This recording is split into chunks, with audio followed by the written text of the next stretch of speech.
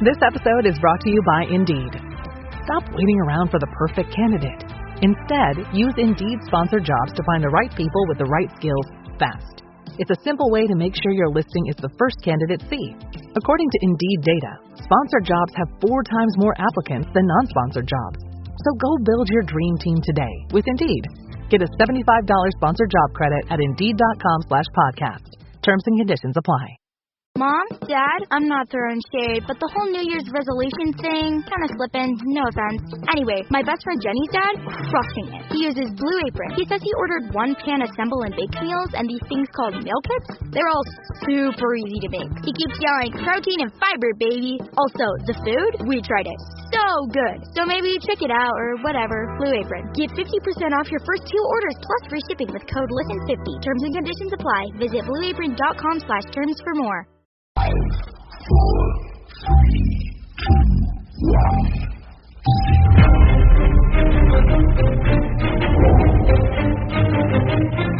Christian Moore back to Jack Goodchild on the blue line. He manages to get it wide to Jacob Minter. And Goodchild with the shot! And the Slough Jets are taking the lead on the power play with 23 seconds remaining. And Jack Goodchild is Kane Russell with the shot cross goal. No need for the save from Lorne. And Campbell has found himself on. And it's 3-1 to the Johnson Chieftains. They have it back quickly.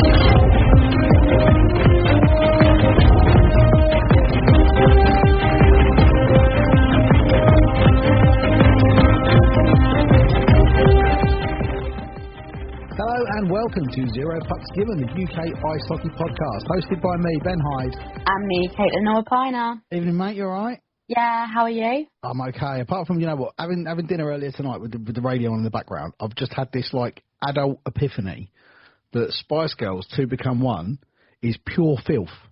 Yeah. Pure filth. Yeah, it is. Did not realise that as a youngster listening to the Spice Girls, but listen to it as an adult. It's like when you watch Grease as an adult. And you're like, you know what, that's disgusting. That's disgusting. If you listen to most songs, Ben, they are all pure filth. They're so dirty. Well, I consider myself quite a lyrical fan. I do like a good lyric and a good turn of phrase. And I do like a good a sexual metaphor or a bit of innuendo or something like that. I'm a massive fan of innuendo. But yeah, no, that genuinely shocked me. Yeah, I mean, I weren't expecting that and you to come out with that. We've been talking for 25 minutes. I was just like, what? Also, not a Christmas song, because it's supposed to be a Christmas song, isn't it? It was Christmas number 1, therefore it's a Christmas song. Absolutely not. Yeah, Rage Against the Machine is a Christmas song. Nope. No. And Die Hard is a Christmas film. There's no, it's not. I had this argument with Johan Persson from Stars last year when we were doing the videos, the what's your favourite Christmas film? It's not a Christmas film. It is. Honestly, there's no argument about it. It's a Christmas film. Sorry, I just don't agree. It's under the same premise as Home Alone. It's set at Christmas, therefore it's a Christmas film. No, I'm not buying it. Sorry, guys, without the Christmas, both of those films are just crime capers. There's something different about Home Alone. Don't know. I'll have to watch it. Huh? That was a random start. Yeah. Evening, guys. Yeah. But there's been a little bit of, I wouldn't say news, because it's not technically hit the news yet. Yeah, it's not news, but... Something we found online. Online, not drama, but... Yeah, not so much drama, but a really, really key talking point. Yeah, massive talking point in ice hockey. Because it's actually, it's changed an opinion that I've held for quite a few years. Mm-hmm. Because it's not something that I was aware of. So we'll let you know what we're talking about. On X earlier this week, we noticed that Henry Starland had tweeted, obviously the current CEO of Ice Hockey UK, who is on his way out after a few years of very, very good work. He tweeted that he'd just spoken to the BBC about the demand for ice rinks in the UK. The piece is coming out next week. As soon as that's out, we'll find it. We'll share all the links. A good read. The mainstream media's intrigue in the sport is getting less absurd each time they look at it. From the ridiculous Financial Times article about why women follow hockey, to then the potential spike in interest from heated rivalry, and now finally true journalism about something that matters. Waiting lists at all clubs, many hours to travel just to train, 2 million tickets sold annually for league and cup fixtures, which is incredible. And the biggest indoor sport in the country by a long way. We know it's at least 1 million spectators above basketball, which is the next sport. Is the next one. So it says the sport has grown quietly, well past the current infrastructure available, and this is not just a supply and demand issue that will go away. Now, I've always been in the camp of, if we had more rinks, we would get more players. Yes. But, excuse me, a bit of a frog in the throat, but a man formerly of this parish, guest twice on the show so far, Sam Cheems, who was a very decent British hockey player, but has gone on to become a very, very accomplished hockey coach from around the world. Has worked in New Jersey and Sweden and other parts of Europe. He actually replied with this comment that there are 29 rinks in Denmark. 19 Danish players have played in the NHL. 5 are currently playing. And the UK has more rinks than 29, but 0 NHL players. Is it the rinks or is it the development? And that blew my mind. Yeah. Absolutely blew my mind. It is such a great point to, not fight against his statement, because I don't think he's fighting against it, but it's just, you wouldn't think it, would you? You just wouldn't think it. No, you would think, the Scandinavian countries would probably have, a rink every sort of, 10 square miles maybe. Yeah. But obviously they do have this, I'm not going to say it's misleading, but they do have the weather advantage. Where ODRs are a lot more readily available throughout the year, whereas in the UK we only have 2 or 3, and they're only available for maybe 3 or 4 days a year. So that's probably a little part of it, but only a very small part of it. But James's point is something that we discussed, actually. I think it might well have been the very first time he was on, if not definitely the second time he was on. Do the governing body, because we don't know what this entire governing body is going to be that's now going to be covering the entirety of Great British Ice Hockey, are they listening to people like Cheems? Are they taking on the experience of Cheems and Pete Wynne and all these other, Seth Bennett, all these other great coaches that they've got in the system to actually say, look, this is the amount of rinks that we have. This is the amount of ice time that we have. You have to work with that and develop the players better. Yeah. You have to utilise what you have. Because it cannot keep going. Like we keep going on about the boost that sport's getting. Obviously, as Henry stated, the publicity, albeit negative from the Financial Times article, was still publicity. Heated rivalry has given the sport a massive boost. We've seen massive sellout crowds even down at our level in the 3rd tier. Chelmsford, Streatham, Slough, Solent regularly selling out. Haringey Huskies regularly selling out. So the spectators isn't an issue.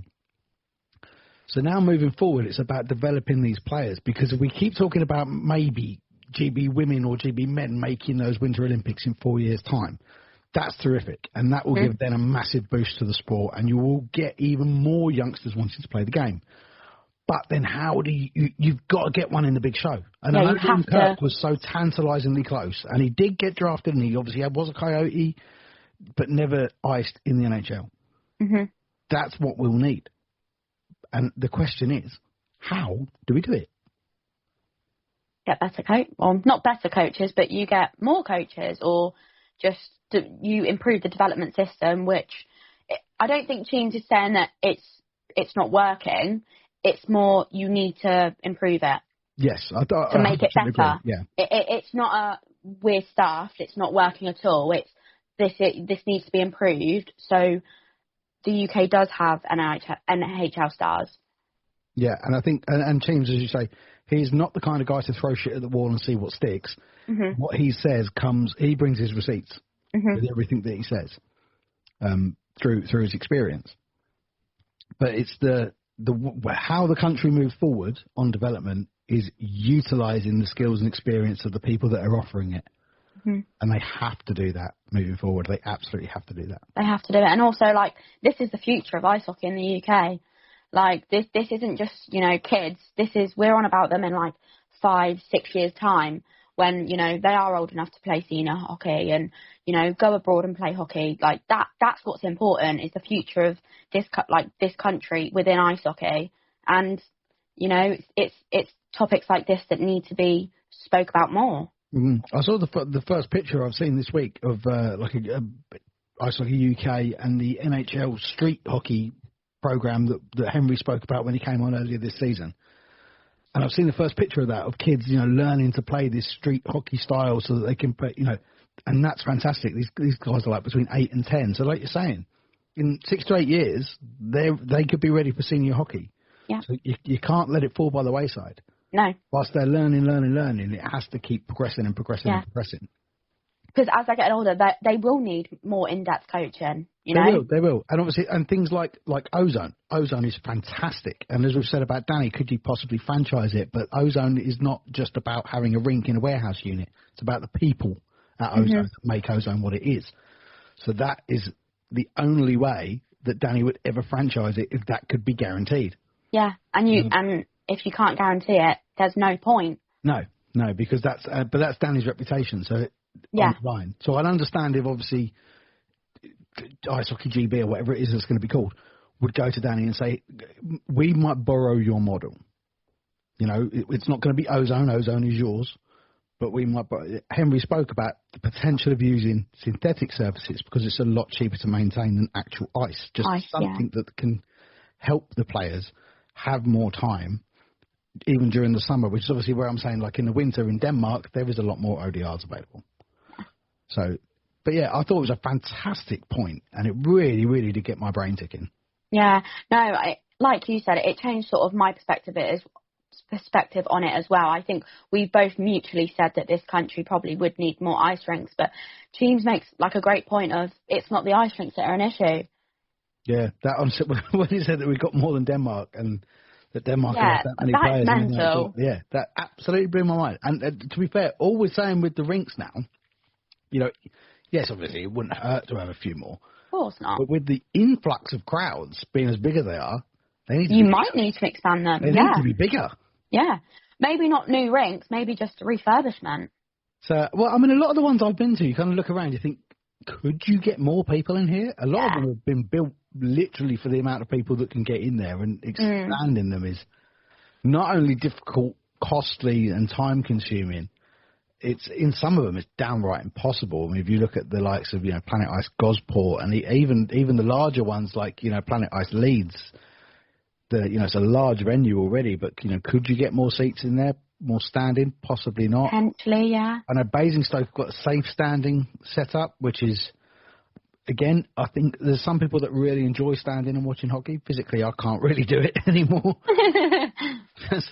That's the only ball for commentating, is you tend to be standing up. See, I'm always standing at the moment. Like, obviously, it depends what rinks I go to, but where I'm filming, I want to be standing because I can get a better view of things.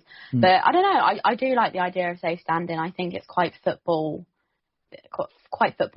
But yeah, no, I just think going back to the points of teams, it's just, listen to him. The development is what needs to be improved, not the rinks.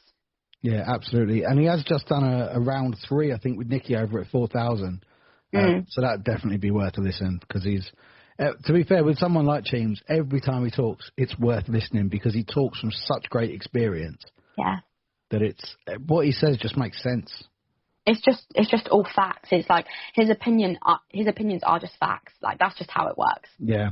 I mean, that's a scary thing in this country these days, but that's an entirely different podcast. We always say we don't get political here because we keep the political and the sport separate exactly the way that it should be. It should be, exactly. But I thought it was really, really great to see. Great that, Henry's talking to the BBC. That's still growing. It's still growing hockey, whether it's the biggest indoor sport or not. Why not make it bigger? Yeah, absolutely. I mean, I know that the local channels for the BBC London have been doing a good bit with Streatham recently. Streatham a lot, yeah. I've been on BBC Essex a few times, bigging up the Chieftains.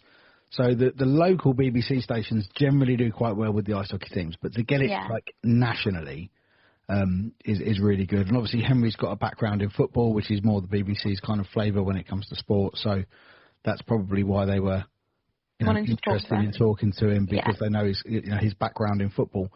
But yeah, regardless of my opinion of the BBC or anything else like that, it's good at least that a national mainstream news. media. Well, yeah, we just have to see how they twist what he says. Yeah. But we're not getting political. We're not getting No. But I'll tell you what we'll do then. We've got All Stars to talk about because we put a little post out earlier this week about an NIHL All Star game, which I think would be fantastic. I'd love it. I think that's perfect. I think that's a great way to end like the season after like Steel City Showdown. After it, just a fun little friendly game. Well, not friendly, but you know what I mean. Well, a couple of suggestions were maybe replace the national game at Coventry instead of having the winner of North 1 and South 1 playing each other, have the All-Star teams. All-Star teams, yeah. But then that's, it's only a week after the playoffs, so if you're asking the fans to travel again and buy tickets, it's a little bit of a... In the same in 1 month, yeah. It's... And then I heard someone say maybe do it the weekend before Christmas. Instead of having a full league campaign over the weekend, do it that weekend, which I thought that was also really, really interesting. That's a good idea, yeah. But then it's more like people that, travelling back home for Christmas and stuff like that. Week before Christmas is quite busy. So it's just one of them things that's trying to figure out when's the best time to do it. But so last year, England Ice Hockey did some kind of official All-Star teams. Now, they weren't full rosters. I think it was a couple of lines, actually, if I sort of remember back rightly. And we were lucky enough to actually have the exclusive of that from England Ice Hockey for us to release on the episodes a couple of weeks before the Steel City Showdown. And every single team was asked to vote for, a certain amount of players, and then that was all amalgamated, and then they picked the two lines from that.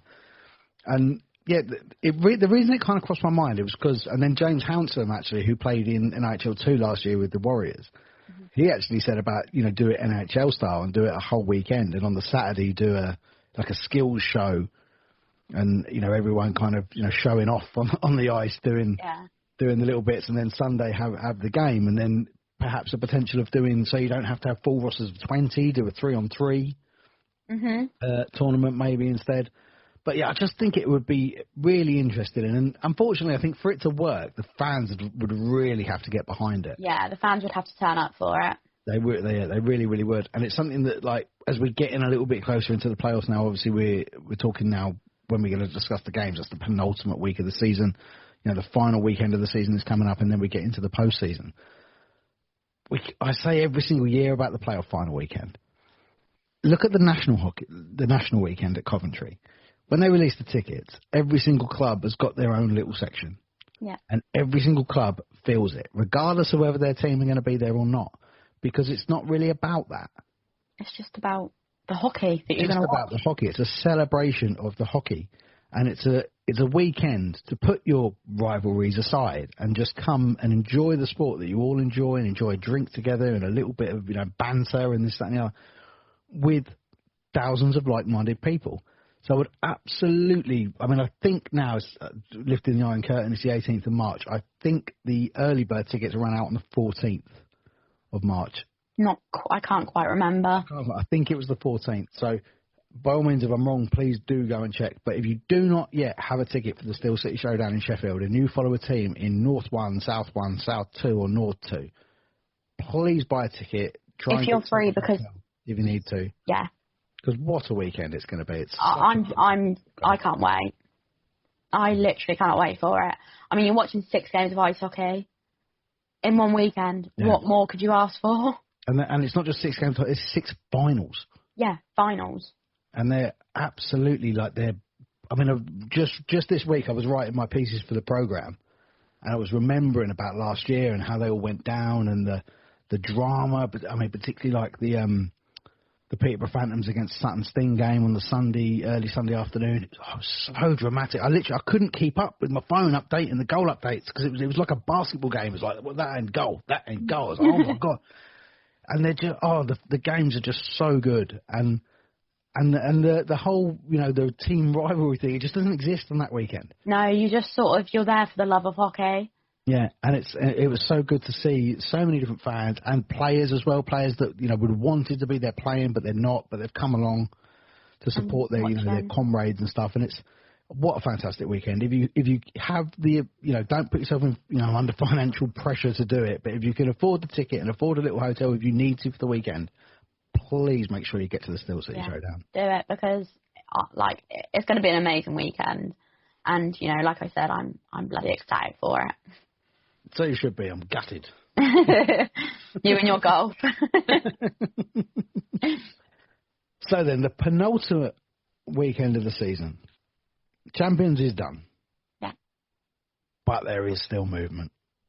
There is. And there is still actually really important movement with regards to playoff places. Yes, and next weekend as well. Yeah.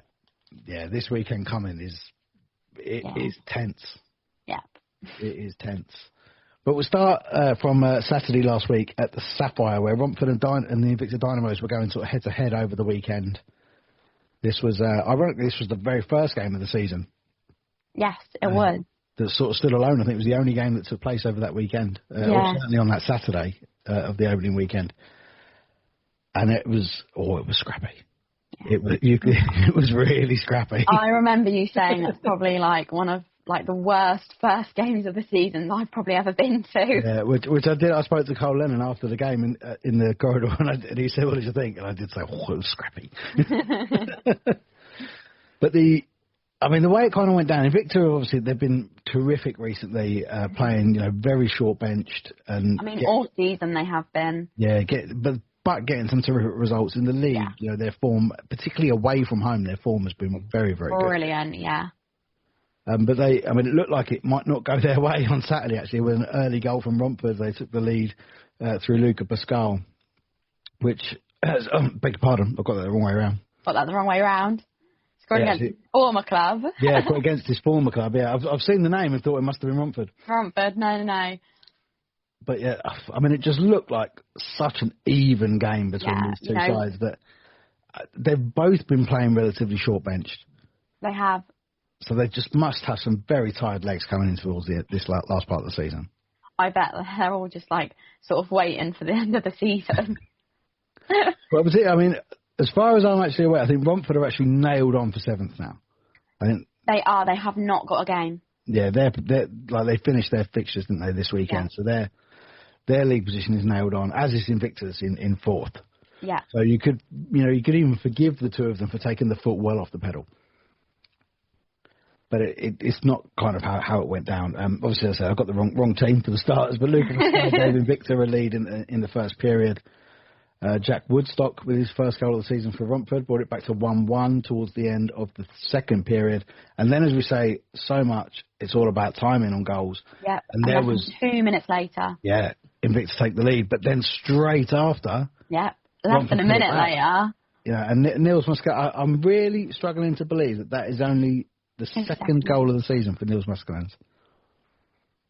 He must have scored quite a few in the cup, because I've seen his name more than twice. Romford weren't in the cup. No, of course they weren't. No. Not in the challenge. Well, they could have in the League Cup. League Cup. If those stats are tallied differently. I'm sure they were. Because I'm sure I'd seen his name on the score sheet. More than twice. That's what I'm saying. It must be from the League Cup. Yeah. So, which I think was a bit of a confusion when we put out a point tally of the top 8 point scorers in the league, where a few of the lads were saying, I've got more than that. But yeah, so that's, as far as the league goes then, that's 2 goals for Niels Muscatlands, but the winning goal from Invicta come just 3 minutes. Very late on. What a terrific season Mads Thiem has had. Yeah. He is we're always mentioning him. Absolutely always. And we both sort of sorted our All-Stars team out for the season, and he's in both of ours, which very well deserved. 20th goal of the season, and he's just had an incredible year. Yeah, and it's been those experienced guys at Invicta. Obviously, like Heath Prentice and that has come through and got a couple of goals. Nikolai Deval has had a really good season in the pipes as well when he's been playing for Invicta. But it's been Thune, Connolly, Ranson, even the return of Ashley Jackson towards the end of the season as well. And then Danny Gattenby's just had a terrific first season as well. Yeah. So when you look at the league as a whole, I think 4th is about right for Invicta. Yeah, I called that at the start of the season. I said they could push for 3rd, but I think 4th, that is, that's where they deserve to be. They've had a really good year. Yeah, I think they've had an absolutely solid season.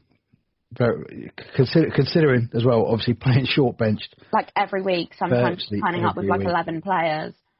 Yeah, and as we mentioned there, Nicolas Duval, 2 goals on 37 shots. And then a former Dynamo in pipes at the other end taking 32 shots, conceding 2 goals in Owen Ryder. Which Max van Mullen, I know, was playing up with the Raiders this weekend. Mm-hmm. So not in there, being backed up by Tom Adams, Owen Ryder. But well, I have been told that Sonny Phillips actually departed the Buccaneers, so we won't be seeing Sonny silently, for the rest of the season. Currently they will be playing Chelmsford in the playoffs, but that can all change. That can change. It's either going to be Chelmsford or Streatham. Yeah, so they'll have a pretty tough time either way. Yeah. But yeah, 3-2, beg my pardon, 3-2 win for Invicta on the road against a team like Romford when they're shorter bench than them, virtually a line shorter than Romford. Yep. And can't complain. You can't complain. I think Carl will be incredibly happy with their season. Yeah. Some of the results they've pulled out. I don't think any of the losses they've taken have been stupid losses that he'll be really angry about. And then they've obviously had the fantastic win at home to Slough, which may have well been marred by the brawl, but they are a bit of a. I did this last week about how that has every Streatham player scored. That I'm sure Invicta have beat every team. Oh, yeah, do you think? They've beaten Slough. They definitely beat Streatham on the high road. Was that this year? Sure they did. Oh, yeah, they went down there with like 9 skaters, didn't they? Yeah, and they beat them. Did they beat Chelmsford? I don't think they have this year. I'd have to look back. We're going to have to clip this and prove if I'm right or not, because if I am, that's 2 weeks on the bounce. I think Chelmsford have only lost to Swindon, Slough and Streatham.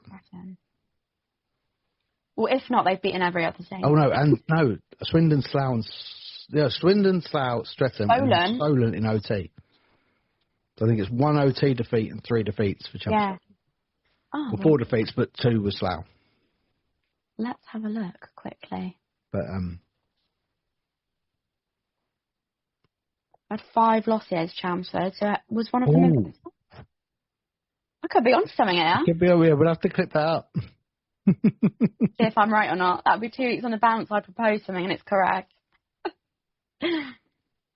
Well, moving on from the fiery bowels of the East London Essex borders, all the way over down the M4 across the Severn Bridge to Cardiff, where Streatham Redhawks made the trip up there again, and fairly comfortable for Streatham. Yeah. One of them things, it's sort of like an average score now for, Streatham to go to Cardiff and beat them.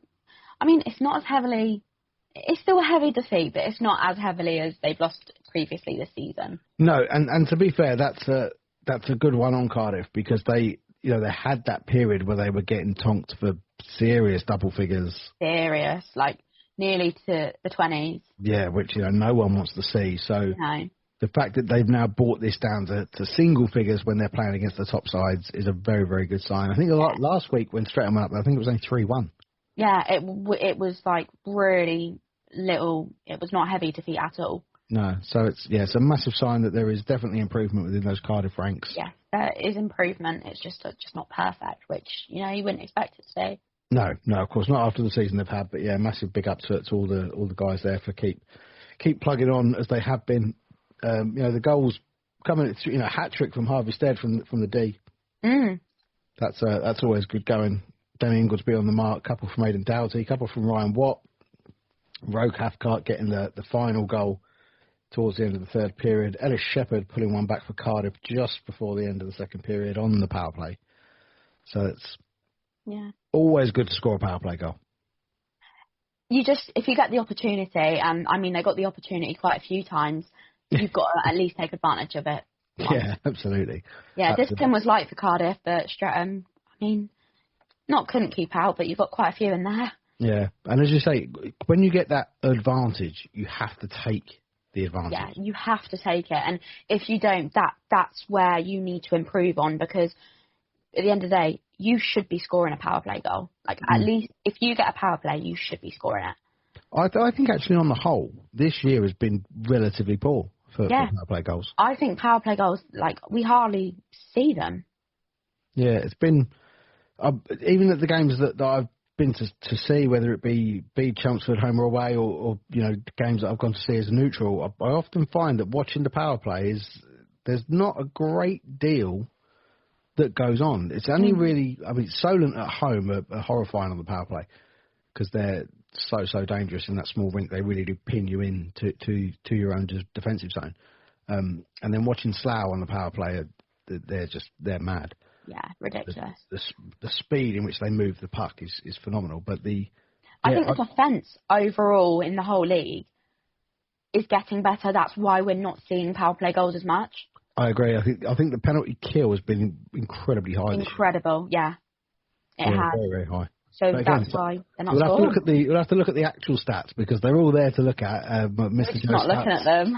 compiles them all on NHR stats. But what we'll do, obviously, next week, the final week. Yeah, the season's done out of the way. Then we will post a full raft of the best goal scoring and the best assists and the power plays, the penalty kills and that. So we will get all of that out there for you in the next couple of weeks. But if you want to go and have a look at it yourself, of course, NOHL Stats is the place to go.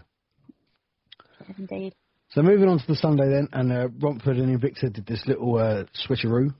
Back to back. And they had a bit of a tasty encounter down in Germany. Yeah, clearly the fire was not settled from the night before. No, it got a little bit tasty. There was a few quite early on as well. Yeah, a bit of abuse and a bit of slashing flying around from between Aaron Connolly and Donald Campbell. Two massively experienced players that would have come face to face more than once on in the past and whatnot. And there's quite a few players between Romford and Invicta that have now played for both sides as well. So there's always that little bit of tempestuousness that can come through there. Good to see Muscallans on the score sheet again for his third. Third, yep. So yeah, has appeared on the score sheet more times than we care to now. But like I said, that very late winner, Harrison Prentice, such a good young player, 6 goals for the season, and to win that late, that's real mental strength. Yeah, that is like ego boosting. Yeah, for the young, I think the very first goal he scored for Invicta, I think, was in a 1-0 win. It was. I was there. You were there, weren't you? I was there. Yeah, it was against the Swindon game. It was the Swindon game. It was a really good game. It was one of them games where you had to be a hockey fan to understand what was going on. It was both sides were fighting for it. But Harrison Prentice scored his first goal, and that's that. He's had a really good season since. But yeah, so to be in a game that's that tight and be 1-1 going into the last couple of minutes of it being quite feisty. Yeah, when you can just. Anything can happen there. And the thing is, because of that rink as well, Invicta know every bounce of that ice. We've all seen some mental stuff happen down at that rink where the pucks go warm. Yeah, where the boards literally... they bow. They slant. But yeah, I must admit, from a neutral point of view, it looks like a fantastic game to watch. I really do hope that there was quite a few fans in the barn that were enjoying that game. In the evening. So Cameron Pyrewell put the Invicta Dynamos up in the 26th minute, and then Muscallans pulled it back just at the start of the third before Harrison Prentice nicked it for the Dynamos as they take a 6-point weekend and double confirm their 4th place finish. But of course, the 2 losses for Romford, as we said, cements them in 7th position. Yeah. Which, in all honesty, I think for Ethan James and for Scotty Davis, I don't think they'll be massively disappointed with that. It would have more been don't finish 8th. Don't finish 8th, yeah. And I think with the season, the start of the season, the way they started it, anything was better, just anything better than 8th, because that's where they were cemented for such a long time. Yeah. And but when you've got teams like Solent and Swindon above them, 7th is a decent place to be. Yeah, because in this division, the 6 teams above them are good teams. All brilliant teams, yeah. And they've had, and it's not like, and they've had chances, I think, to actually gain more points and get themselves up there. But the points that they have won, as you said, because they didn't start particularly well. It took a little while to get their first win. They obviously took that really heavy defeat at Slough as well.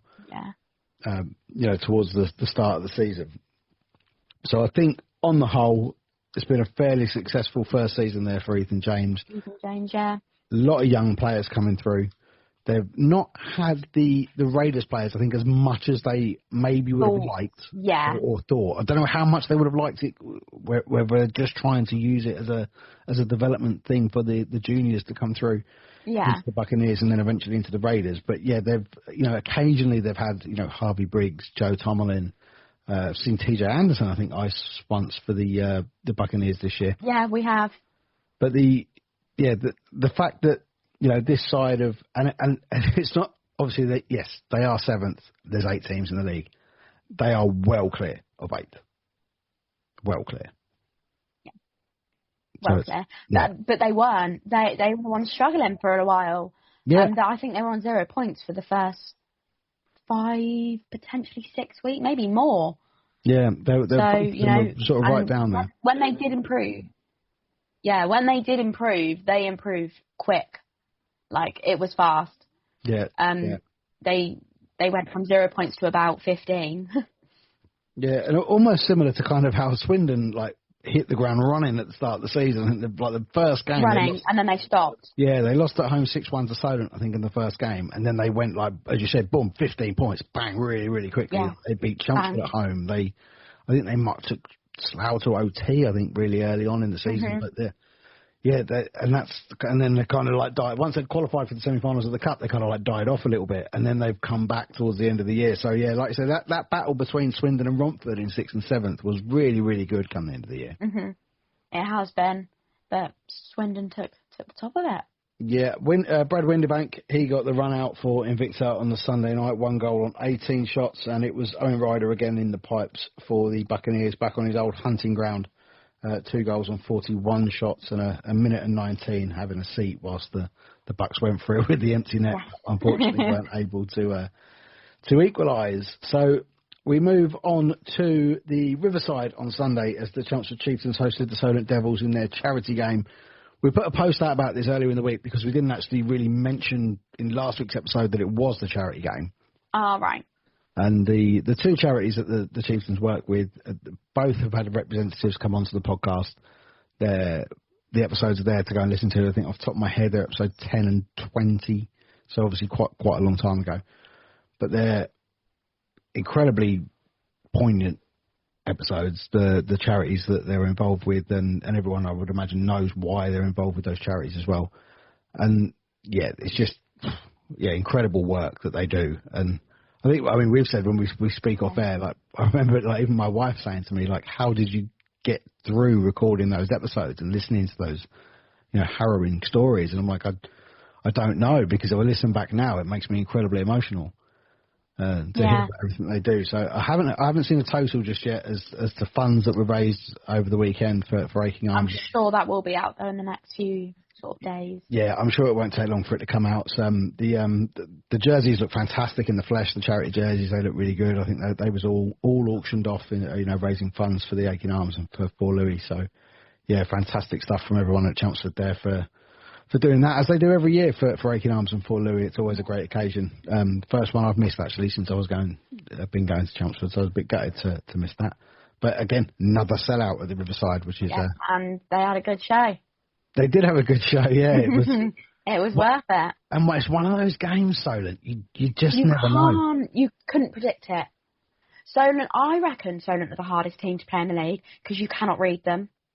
Yeah, I agree. I must admit, when you play Streatham or Slough, I think you go there knowing it's 50-50. Yeah. Because you know how good Streatham are, you know how good Slough are, and it's all about who turns up properly on the night. Yeah. But yeah, when you play Solent, you can't don't pick know anything. No. I don't know if there's a way to actually expand on 50-50, because of course it's 50-50. There's 2 teams, but every game is 50-50. Yeah. But prediction-wise, I just don't think you could even predict. You can't predict anything with Solent. I just think they're very hard to read because they could turn up and be prime Solent if they wanted to be, but then they could also the next day turn up and do nothing. Yeah. They're just like I said, I think they're the hardest team to play against. But they can do nothing and still beat you. It's scary. Yeah. But so they didn't. like I said, I wasn't there, unfortunately, so I don't know the full story. I've seen a few clips and whatnot, and there is full highlights available now on YouTube as well. If you search, I think it's Chieftains Replay on YouTube. But Tom Saw put them ahead. It says Tom Saw. From what I understand, this was actually a bit of an error in defence, and it actually went in off of a solo player and a bit of a melee. But the last Chieftains player to touch it was Tom Saw, so the goal goes to him, and rightly so. Grant Bartlett on the score sheet, making it 2-0, and then Ewan Morrison into the second period, making it 3-0. And then Solent started to make it a little bit uncomfortable. Yeah. As they do. This is where you're probably sat there thinking, crap, now, like, this is the Solent where we can't read. Yeah. If you're in the rink there and you're 3-0 up, and all of a sudden Josh Martin goes bang, and then 3 minutes later it goes bang. 3-2, you're like, fuck. And then again, this is where, like, scoring like at a specific time is so important, the momentum of it, and that's where Grant Bartlett gets the 4th, and then Cam Bartlett gets the 5th, and then you're like, oh, sorry, that's me. No, you've seen Bartlett. I've seen Cameron, and that's it. I've read it wrong. Yeah, so yeah, Grant made it 4-2, but that goal came right at the end of the middle period of the second period, and then like you say, it's the next goal, isn't it? It's the next goal, yeah. The problem is with Cam Buckle's goal, I don't think it comes early enough. Comes earlier, different game. Yeah. I think if he makes it 4-3 within the first couple of minutes of the third period, then the nerves start to jangle. Yeah. And then that's when Regan O'Neill's goal, that's the important one. Yeah. He has been such a good signing for Chelmsford. He has, and it's been like, it was a weird, like, mid-season signing, and he's just slotted right in. Yeah, and it's literally been seamless. He replaced Lackey. That was what he was there for, and he's done it well. Yeah, which is it's really weird because they're not the same player. No, they're not. They're two completely different players. But obviously, he came in when Lackey left, so even though it's like the replacement, it's also not. He just slots in perfectly. Yeah, what he has done is added some proper physicality to that back line. Yes, which it has always had, because like Dan Fay will fight anybody. Fraser has got the biggest brass balls. He will literally fight anybody. But yeah, Regan has added some real steel into that defence for Chelmsford, and it has been. But he's also added goals as well. Yeah. Normally, dirty little tip-ins and backdoor rebounds, which is exactly what you want to see. Yeah, a goal is a goal, no matter how it goes in. Yeah, but that's coming towards the end of the season, and I always say as we get into playoffs, people who are new to the game this year, that playoffs is such a completely different style of hockey. Yeah. But I think that's Regan O'Neill is great for that kind of style. Yes. Yeah, so I'm looking forward to see the progression into the playoffs. Tom Saw bagged his second towards the end of the game to make it 6-3, and then on the power play, Sasha Maltsev gets his 21st of the league season, 59-21. I think he has been sensational this year. We wax lyrical about him every week, I feel like, and he deserves it. I just think he's like, even though he's not the best scorer, I just genuinely think everything about him as an ice hockey player is just top quality. Yeah, there's a wee clip on the Chieftains Replay YouTube highlights that went out of him. He literally picks up the puck behind his own goal, and the speed and the power as he literally goes all the way and then loops behind Aaron Taylor's goal with the puck still in hand. And it's just every single year he's just got better and better and better. He arrived at Chelmsford 4 years ago. This 18-year-old kid that couldn't speak English. I'm pretty sure no problem was just his answer to everything, because it's pretty much all he knew how to say. And all the lads used to say what a good lad he was, and he really just enjoyed the game. And then he's had to deal with everything that's going on back in his homeland as well over the past few years since he's been here. And his hockey has just gone from strength to strength in the past couple of years. And you know what? It looks like he's not going to stop. Yeah. He is going to continue improving every season. Yeah, he will, and he's massively popular amongst the Chelmsford fans. Everyone that now that speaks to him at little of the after season do or the after game skates that happen, everyone just says how wonderful he is, and he is. I've spoken to him on a few occasions. He's an absolutely lovely kid, but what a player! Yeah, just insane. Yeah, absolutely sensational. Would love to see him get locked in for the next few years. So a very late, including like very late, as in after the buzzer, misconduct penalty on Mr. Murray. Yes, I'd like to sort of... Unhappy about something, one would assume. Probably.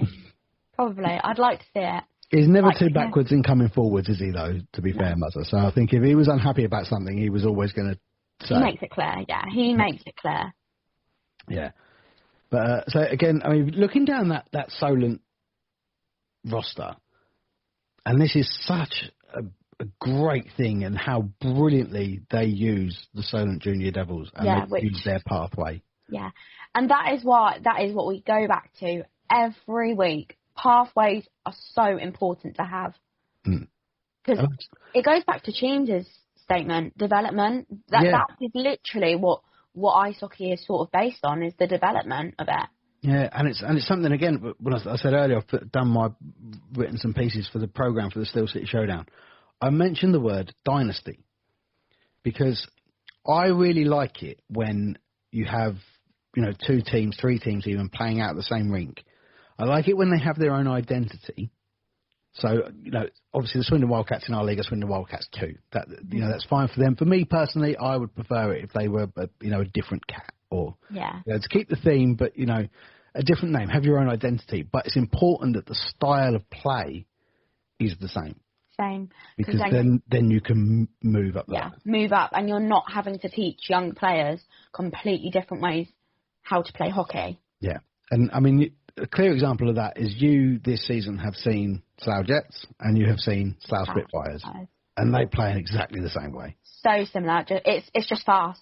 That's all I can say. It's fast, but it's skillful and it's crisp. Do you know what I mean? Like it's like you said, it's similar, very, very, very similar. And from everything I see with Slough this year, I've seen the Spitfires on video form. I've watched the Spitfires play at MK Thunder on the live stream. It's everything that they do is deliberate, and it's on purpose, and that for me is the key. Like I say, do it fast, do it hard, but do it on purpose. And I think that's terrific. Yeah. So then we got one more game. And this was the one I was kind of looking at to think if we were going to get a shock from the weekend, it could have been here. Could have been here, yes.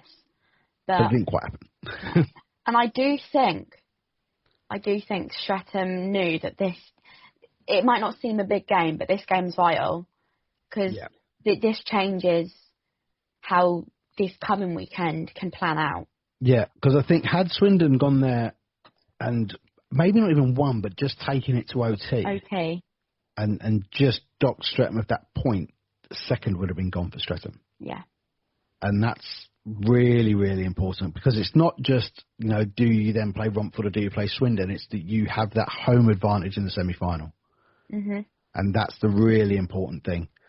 And, they've gone in there and I think, they've scored early. Danny Inglesby gets them on the board on 3-11. And you probably think, they go. They're just wrong. They're going. But Jake Williams has had a fantastic season for Swindon. I've got to tell you, I mean, we're going to talk All-Stars just after we've done these games. He was so close to mine. He's in mine. So, he pulls it back to 1-1. But then Danny Inglesby just runs off and just steals the evening with a wonderful hat-trick. And Aidan Doughty gets in there as well. And Ziggy, I think Ziggy's been injured for a few weeks. So we've not seen him play as much. And over the last couple of years, him and Ryan Watt have always dubbed as the dynamic duo because they were always up there with, the best part of 15 to 20 goals and assists each. Yeah. But, a bit of a quiet year for Ziggy. He's still got 8 goals. Yeah. So, still quiet year is still good for him. It is. And as we said when we were actually speaking about Streatham and the fact that every single one of their players this year, skaters, goalies, has scored, that just shows how they are spreading the points around the roster, and it's through the lines as well. So then line 4 can be just as dangerous as line 1. Line 1, yeah. Points. And that is exactly what an ice hockey team needs to have. Their line 4 be as good as their line 1. Yeah. Yeah, which you'd probably look through the top 3 teams and say that they're the closest to having that. Closest, yeah. Which is why they're the top 3 teams. Exactly. So it's but Aidan Doughty gets on the score again. He's goals wise, he is the top goal scorer for Stretton this year. Aidan Doughty, he is with 21, which is a really really good tally. But 5-1 win in the end over the Wildcats, and they will go. I think they've only got one game next week. I think they go to Slough. Slough on Saturday. Yes. On the Saturday, so that's and that will be them done. But so I'm pretty sure that they're going to finish 6th. Yes. Well, it's one of them things. It depends whether Solent turn up against Cardiff or not, because that's a sticky one. Cardiff have beat them. They have indeed. So just before we get onto the fixtures, we'll have a look at in goals. So Danny Milton took the full 60 minutes, 1 goal on 12 shots. Bren Clark-Leach was the only goalie with Swindon Wildcats that night, and 5 goals on 61 shots. A very busy night for BCM. Yeah, but again, 5 goals in, but he's still that percentage must be insane. Yeah. Absolutely. Which we said this, didn't we, before we sort of came on talking about All-Stars, that generally the goalies for the All-Star teams come from a little lower down because the stats are always a lot higher. But so into the final weekend of the season, and we only have 4 games left to play. Technically, I do think we have 5 because there is a Swindon versus Cardiff game that is still down as to be confirmed. Oh, I didn't know that. So, although I think if Solent beat Cardiff on Saturday, which is the 5 p.m. face-off down at Gosport, it won't matter anyway. No. So I think that will put Solent far enough away from Swindon that game against Cardiff. Yes, it does, because, depends on the result on both night, on both games that night. Yeah, you'd be pretty hard pushed to see Swindon going to the Hangar and win, yeah. On the night that Slough get the league trophy. You never know. Anything can happen. Well, we'll definitely clip that up if it does happen. Yeah. Solent versus Cardiff at 5 p.m. at Planet Ice Gosport for the final game down there. And then 6:30 p.m. at the Hangar, the Slough Jets will receive the league trophy as they host the Swindon Wildcats 2. Then the game that we thought would have some kind of league importance, but now no longer does. But my lord, does it have playoff importance? Yeah. Chelmsford versus Slough, 6 p.m. on Sunday at the Riverside. I will be there. I do have a ticket. It is already sold out. So good job I have a ticket. I am looking for one more. If anyone's got one available, I am looking for one more. So we did hope that this game would be winner takes the league. But it was done 2 weeks ago. Didn't quite turn out that way. However, considering that Streatham, obviously, they beat Swindon Sunday night just gone, they are hosting the Solent Devils 6 p.m. at the High Road on Sunday. Would you say it's the easier game?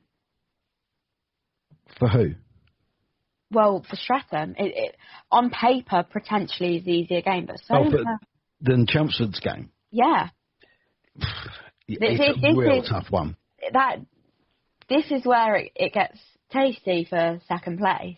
Let me because I want to get there's a lot of permutations because we shared a little reel of the table earlier this year, and with some of the permutations that can affect the playoff placings, and I won't look at the Challenge Cup stuff because that's pointless. So they've got that one game each. If they both win, Chelmsford will qualify in second, Streatham will qualify in third. That means Chelmsford will play Romford, Streatham will play Swindon, and then the winners of those ties will play each other, with the team finishing higher in the league having the home advantage in the semi-final. So if Chelmsford fail to beat Slough on Sunday, and Chelmsford beat Streatham beats Solent, Streatham will finish in second, and then Streatham will play Romford, and Chelmsford will play Swindon, and the winners will play each other. But for example, if Chelmsford and Streatham make it through, Streatham will have the Sunday night home advantage, not Chelmsford. So I personally think that is really important. Yeah.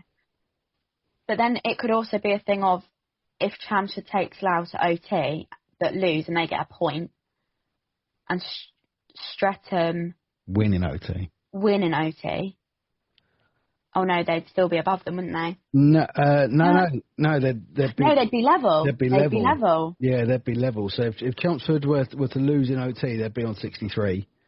And if Streatham were to win in OT, they'd be on 63. So Sunday night is very important. Yeah, it's really huge. I will very, very quickly bring up the fixture grid because then it would go to the head-to-heads. Because there's very similar things. Like if Swindon were to beat Slough, and then Streatham were to beat Solent, and Solent didn't win on Saturday. And if Cardiff beat Solent as well, then Swindon and Solent are on level on the 16 points, yeah. And then there's obviously this Slough-Cardiff game that we don't know what they're going to do with that. I know in the past when they've not managed to play a game, they've given a point each, which would then take Swindon above Solent and would then put Swindon versus Invicta in the playoffs. Which would be nice to see something different. I was thinking about that it would be nice to see some different things earlier, actually, with the playoff finals that we'll get to. So let's have a look between Chelmsford and Streatham. So Chelmsford won their home games against Streatham 3-1 and 4-2, and Streatham lost 3. Oh, so head-to-head actually it is Chelmsford. It is So Chelmsford. the level on point it is Chelmsford in the head-to-head because they won 3-2 in the High Road in the league. Streatham won the other game 4-3 at the High Road, but so it's three wins and 1 defeat for Chelmsford in the league against Streatham. So Streatham Chelmsford will have the better head-to-head over them. So Streatham need to win point blank. Yes. Yeah, Streatham will need to win and be on more points because level points doesn't do anything for them. So because the gap is 3 points between Swindon and Solent with 2 games left to play, but Swindon are probably only going to play one of those games. But yeah, it could end up that game that they may not play against Cardiff could be really important. But for that to happen, Cardiff would have to beat Solent in Solent, that would be pretty hard going. But they have beaten them this season in OT. That is the only points that Cardiff have this year, is an OT victory over Solent in the Vindico. It's... You know what, if it happens, fucking fair play. If it happens, fair play. Real fair play. It'd be great entertainment. Yeah, it certainly would be great entertainment. And as you say, we've had Invicta Solent in the playoff quarterfinals for a few years now, and they're always good games. They are always. It is. Really I'm not complaining that it's not a good game. It's just I like to see something a bit different. Yeah. I was looking at the North playoff bracket as well, and it was more obviously we know Billingham have not had a great year this year. But where Billingham are actually finishing, there's still a chance that they will avoid Blackburn until the final. Yeah. If they were to go that far. And I was just looking at it thinking, I really don't want the Steel City Showdown to be Blackburn, Billingham and Slough Streatham again. Yeah. Because it's such a great, as we spoke about earlier, it's such a great weekend, loads of fans, blah, blah, blah. But yeah, it would be great to have some different teams. Different teams, yeah. But then if it doesn't, it's still good level of quality hockey, so you can't complain. No, it's so entertaining. Like the Billingham Slough game last Sunday, on the Sunday last year, was one of the most phenomenal games of hockey I've ever seen. It was absolutely mind-blowing. Mm. So yeah, we're all in for a fantastically entertaining 3 or 4 weeks now, building up to the Steel City Showdown with playoff hockey. So yeah, that's all well and good. But we'll keep you up to date as the weekend goes on of the permutations, because it's going to change minute by minute. It is.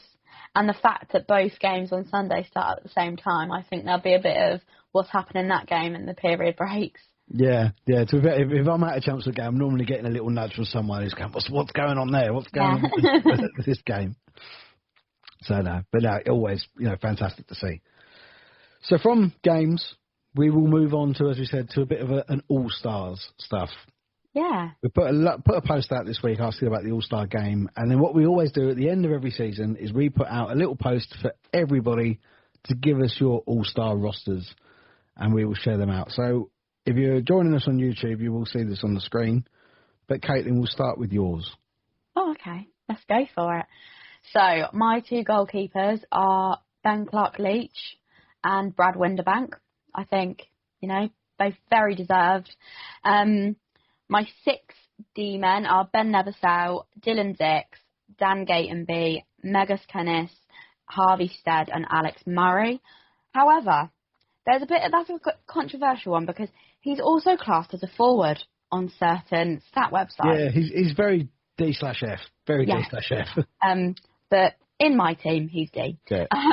6 goals this year, he's D. Yeah. And then my 12 attack are Cam and Grant Bartlett, Juha Lindgren, Mads Toon, Ollie Hemmings-Mayer, Jake Williams, Josh Poole, Liam Coleman, Seb Moore, Aidan Doughty, Sasha Maltsev, and Yuri Hushka. Very nice, very nice. We'll clarify the rules, actually. As people might know the rules that we normally do. The way I always done the All-Star team was roster of 20, maximum of 3 from each club, minimum of 1 from each club. That kind of keeps it fair. When we had 10 teams in the league, I think I did a maximum of 2 for each club, which made it incredibly hard to obviously leave some out. But that's a fairly solid team. I don't think there's many arguments that can be made, which is generally, that's kind of the consensus when everybody does this, is that because everybody's kind of got their own motivations for it. And you could just flat off go off the stats. Of course you can. But this is again something that, we shared a little video this morning of a little clip of Anthony Russell from Banners on the Wall on 4,000 and Counting celebrating 15 years of Banners on the Wall. And we shared a little clip where they spoke about us. But earlier in the episode, they'd said about this whole Team of the Week, Player of the Week thing, which we used to do. We used to put out, 3 stars of the week. Yeah. And it was kind of generally all done on stats. And you'd look at it, and Nikki brought this up, and it's such a good point because you would probably go to a game and I would go to a game, but then that's the only games that we're seeing. Exactly. We're not seeing we're not even seeing highlights of other stuff until later on in the week the game, has gone on. So and sometimes you could have a guy that literally plays off the ice, but might not score a point, but he's just been sensational in the game, and if you're there, you can see that. Sometimes that's why you sort of have to go off man of the match as well. Sometimes it is good to know who man of the match is because you then see the point of view from someone that has been at the game. Yeah, because I think we've seen, I think it was a couple of weeks ago, there was a game where I think it might have even been at Slough and someone scored like 5 goals, but they didn't get man of the match. Man of the match. So, 100% right. And that's why I think with the All-Star teams that we've done, they're not based entirely on the stats. They're more about what we've seen so far. This year we've both been. You've obviously been to every game as a neutral, but you managed to see. I think you managed to see every team this year. I have seen every team. I haven't been to every rink. No. I'm the same. I've seen every team, but I've not been to every rink. Let me figure it out. Actually, have I seen every team? Seen Slough, seen Chelmsford, not at Chelmsford. Seen Streatham, seen Invicta. Seen Solent, seen Swindon. Have I seen Romford? I don't think I've seen Romford. Oh. I might be lying. Have I seen Romford? And have I seen Cardiff? I've seen Cardiff. You went to Swindon, Cardiff. Have I seen Romford? Did you not go to Swindon, Romford earlier in the year? You've been at Swindon 3 or 4 times this year. Did I see Romford? This is like... I'm trying to figure it out. I'd be absolutely gutted if I haven't seen all teams this year. I'd be well annoyed at myself. Well, that means you might have to have a little playoff road trip just for the Steel City Showdown. Come and see Romford. So I've seen every team this year, but not been to every rink. Yeah, so I've been to quite a few rinks. I have travelled quite a bit actually. You have really got about this year, which is again, it's something that Nikki brought up on this episode with Anthony Russell. I finally got to listen to the whole thing. Us doing this, obviously it takes, it's our time and everything, but you particularly, you've been to so many games this year as a neutral. You've been all the way from Oxford to Invicta, and Swindon's relatively local for you, going down to Slough. You've been all the way up to Edinburgh to watch Team GB as well. Had a hotel up there. This is all out of our own pockets. And it's not. We've got Sheffield in a few weeks. Yeah, and you got to get up to Sheffield. You've got your hotel up there, and we're not saying people give us money, get sponsored. No, I don't want tips here. I don't want anyone don't want anything from it. But it's what goes into it, and it's and what Nikki said. It's something I'd never really pondered or never really pondered saying, and I'm aware, obviously, Nikki and Anthony have been in this game, quite a few years before I came into it. But I kind of do consider myself still one of those, OGs. OGs, yeah. Of that kind of era. And it's not for everyone. Do you know what I mean? People have tried it, and then they've very quickly given up. because this is hard work and it costs money. It is. I'll tell you what as well. It's tiring, not just for me, but I don't drive. I've got to get other people to drive me places. Everyone that wants to support me, come with me. Just be with me when I'm doing my media stuff in general. A lot of work and effort goes into this, but not just from me. Like mentioned to my mum, like she's driven me basically everywhere this year. So it's not just me that that does this. It's other people as well. Yeah, no, it's because I think I don't think that it gets forgotten by people, but it's always worth a mention. Yeah. I think so. I'll jump my All-Stars in there now, which I was, as I said to you, when I sent it to you, I was a little bit, I didn't really want you to see it first, just in case we crossed over or I'd influenced you in any way. But you didn't. No, we didn't. Ours were actually relatively different. So my netminders are Ben Clark-Leach from Swindon and Max Van Mullen from Romford. My defence is Alex Murray from Solent, Danny Gattenby from Invicta, Jacob Minter from Slough, Ellis Shepherd from Cardiff, Ben Nethersell from Swindon, and Dylan Dix from Streatham. And then my attack is Ollie Hemmings-Marr from Slough, Cameron Bartlett, Chelmsford, Grant Bartlett, Chelmsford, Juha Lindgren from Slough, Sasha Maltsev from Chelmsford, Aaron Connolly from Invicta, Danny Ingoldsby from Streatham, Liam Coleman from Solent, Mads Doon from Invicta, Aidan Doughty from Streatham, Cameron Buckle from Solent, and Jay Warren from Swindon. They are relatively similar, especially in attack. But, some players, like we spoke about this off air, like some players you don't want to put in because you want to use other players from that team, but if you didn't put them in, it would be wrong. Yeah. So, there's some players in there that we've got, something exact same. Like, I think our attack is very similar, but I think this is the first time that I've done an All-Star team and I've not put at least one of the Moore brothers in. Moore brothers in, yeah. And they both had really good seasons. I had to put 7. He's Slough's top point scorer, so, But then again, it's not about stats. No, see, because every time I've seen Slough this year, it's Ollie Hemmings-Marr that stood out for me. And it's not just, as you say, it's not just goals and assists. It's the forecheck and the pace and the... It's the presence. It's the presence of the player. Yeah, so it was easy. When I started writing it down, it actually all went really quickly. And as I finished it, I then looked at it and thought, well, I can think of at least 3 players that I haven't included left out that I would have wanted to put in. Yeah, you just can't, though. No, and at least 3 from Slough. So Christian Moore, Seb Moore, Brandon Miles. I think Brando's had a terrific year.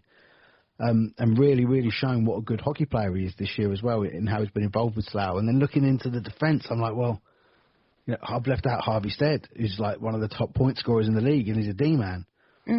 But it's but then it's such a tough one. It is tricky. I mean, like you said, it didn't take me more than 10 minutes, I don't think, to whack it all together.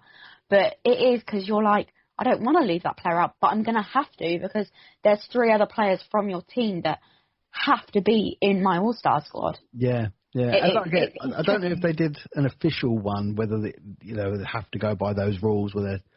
It would be nice to have representation from every team, every club, and and not over-representation from some. So limits, I would imagine, would be imposed were they to do this officially. Yeah. But yeah, as we said right at the start of the episode, the idea of having this game actually played at North versus South All-Stars.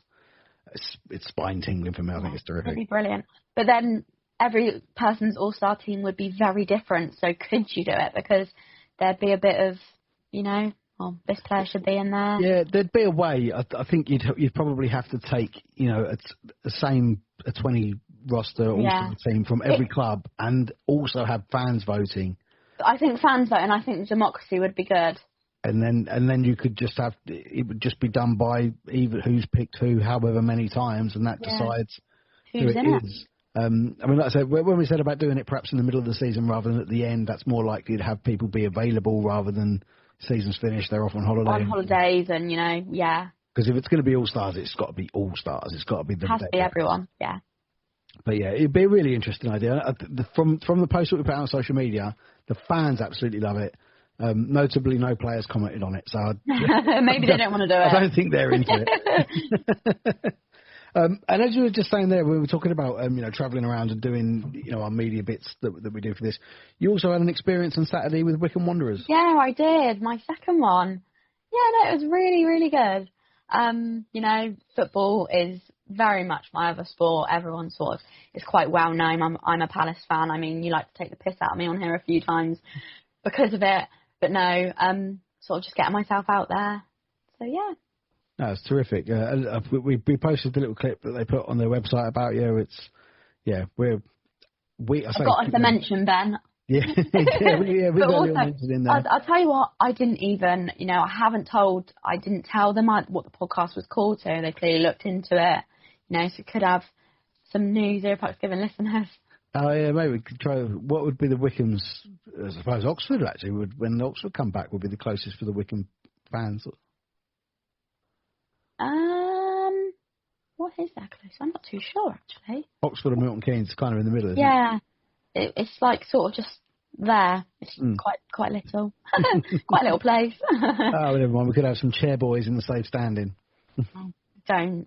I actually felt like I disobeyed Palace because I had to say, come on, you chair boys. Oh. It was just like for my clip on Instagram. I don't know why I said. I didn't have to say it. No one told me what to say, but saying it, I actually felt like sick. I was like, I do not support these guys. Just here to do the media. Just doing the media. And then also media-wise as well, you have appeared on Her Game, Her Voice for season 2. I have. I filmed it on Monday, I think, during the day. Think it's coming out April time, end of April, I think Emma said. Something to do with her uni project. I had an amazing podcast on that. I really enjoyed it. Very weird because normally I'm the one asking questions or talking about stuff. She was asking questions about me and my journey through hockey, which was really nice. So yeah, when it is out, we will share it so you guys can listen to that if you want. Oh, absolutely, we'll be sharing that all over the place. It was Emma's filled a gap that I think was desperately needed. Yeah, and she's doing it well, very well. If you follow her stories and stuff, she's got. I know you were actually kind of on like Teams or Zoom or something where you're doing it, but she's actually got like a proper studio set up. I'm so jealous I couldn't go. I know. I wanted to be terrific. there. Like it looks insane. Like if you do go and follow Emma, look at her post about her studio. It's proper. Yeah, I think it's HV podcast. I think on Instagram to follow.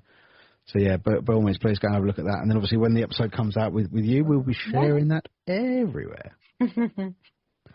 Well, you know what? Is this our second to last podcast of... No, because we'll have a few more. Oh, there'll be a few more. We'll have next week talking about the final weekend of the season. Then the week after that, talking about the quarterfinals. The week after that, talking about the semi-finals. Semi-finals. And then the week after that, you might just be on your own talking about Steel City Showdown. You might as well just not turn up there. But this is the second to last one of the regulation? Of the regulation season. Yeah, regulation season. Yeah, of the regular season. So yeah, before the postseason starts. But how quick has this come round? This is crazy because like you said, when you first started, we were talking Christmas is a little while away. You were saying Christmas ain't Christmas ages away. I was like, it's not that far. Here we are in March. Yeah, and then we clocked over 200 episodes as well, and that was way earlier than I thought we would as well. Yeah, way earlier because we worked out and we completely buggered that working out up. Yeah, we thought that was going to fall. That the Essex Podcast Festival thing was going to be our episode 200. That was 208 or something, or 207. Yeah. What are we on today? This is 210. That is crazy because that means I've done 30. 28. Yeah. 180 was your first one, wasn't it? Is it 180 or 182? I want to say it was 182. Yeah, I was trying to think about that because I know 170 was the Steel City Showdown one from last season, and that's when I'd said that I was knocking it on the head. Yeah. And then I very quickly regretted saying that. And here we are. But yeah, it's been an absolutely hell of a ride, and the season's been twisty, turny, and I've really enjoyed as well, kind of looking into what's going on in the Wilkinson division as well, because that's been so competitive this year. As well as all the fixtures that are going down this weekend in the Britain division, in the Wilkinson division on Saturday, Guildford are playing Peterborough, and they are both at the top, like 2 points between them. Oh, it's going to be mouth-watering. Mm. And again, like I said, when we said we want the Steel City Showdown to be a bit different, it would be great if it wasn't Peterborough against Guildford again. But they both deserve to be. It deserves to be them. It does, yeah. And Peterborough have already won the cup, the Wilkinson Cup. Last week they won the Eddie Joseph Memorial Trophy as well. I think that they're going to beat Guildford on the weekend, and I think they're going to win the league as well. Yeah. And then I do think that they will make the playoffs, but I think that Haringey Huskies will get there as well. Well, we'll see. Yeah. We will see. Yeah, and then obviously I think next week we'll probably do full playoff predictions.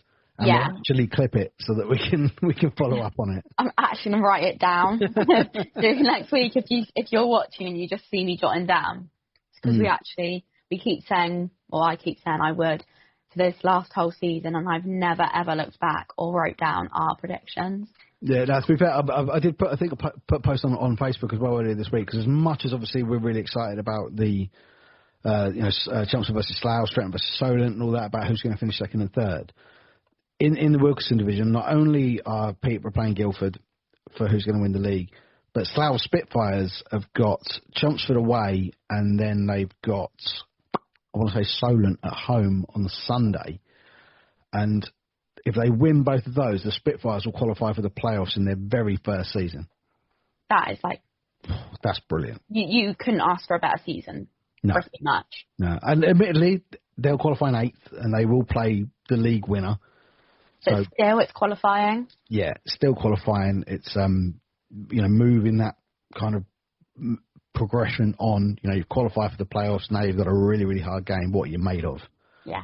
So I think fantastic season for the Spitfires, and to qualify in their first season. I know the Canucks did it last year as well. They qualified in their first season. And massive big up to MK Thunder, who qualified in 4th as well. So they'll have home advantage in the quarterfinals. So we could honestly, I would be, as much as I'm gutted I'm not going to the Steel City Showdown, I'd be even more gutted if the Thunder got there and I wasn't there, because I have always been a big fan of the Thunder. Closeted MK fan. Yeah, kind of. They're just bloody lovely people, and I love the teal and grey colour scheme. You're gonna love this. Emma asked me on Her Game, Her Voice, who are you supporting at the minute? Who, me? No, who I am. You are, because Oxford haven't got... Yeah. Slough? Yeah, it's got to be, hasn't it? And I actually said, I was like, Ben is going to love this. He's going to be like, I said it all this time. Yeah. Oh, dear. Right, well, that's, I think, 210 wrapped in the can. So we'll... incredibly exciting weekend. I'm really looking forward to getting to Chelmsford on Sunday and seeing that final game of the regulation season. And then hopefully for me, I think if they do finish second and they have Romford in the playoffs, I will hopefully be making my way down to Romford on the Saturday night to join Matty Udall on the commentary for that. So that'd be good. That'd be good. That would be good. Excellent. Brilliant. Thank you so much for joining us. That's all right. You too, Ben. Cheers for your time as always. See you later. See you later.